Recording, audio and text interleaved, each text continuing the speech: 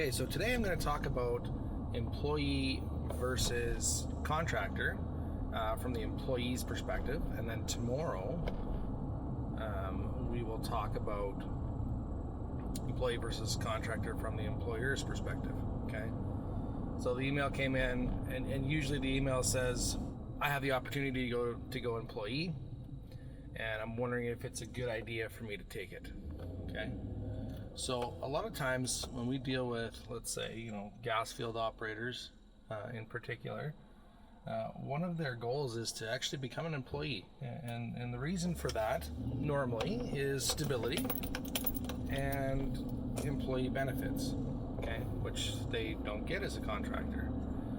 What they do get as a contractor normally is an increase in pay, okay, and that is supposed to make up for the fact that they're not getting benefits, and make up for the fact that they have additional costs that are associated with owning their own corporation and stuff like that. So usually the pay is a little bit more, but in this particular case, the pay is the same. There's no benefits. Stability is the same. Everything being equal, you'd want to be a contractor.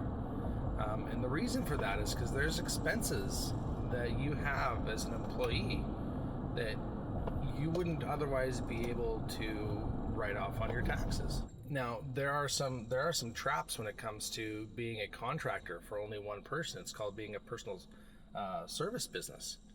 Okay, if you're a personal service business, there's a lot of expenses that you cannot write off in your company, regardless of whether you're incorporated or not. Now, those rules, although they exist, as far as I've ever seen, have never been enforced. Okay, but the reason why they're not enforced with clients of mine or clients that I worked on when I was working in other places is because those people are able to be working somewhere else, or they are actually earning income doing something else too. So the services aren't just for one company, and that's the key to get around the personal service businesses, that your services have to be available, or you have to actually do work for people from other companies. Okay.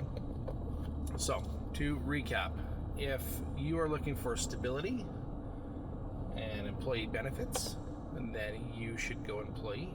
Okay, as long as the money makes sense, because from a tax perspective, tax that an employee pays is extremely similar to the tax that a corporation plus the shareholders pay.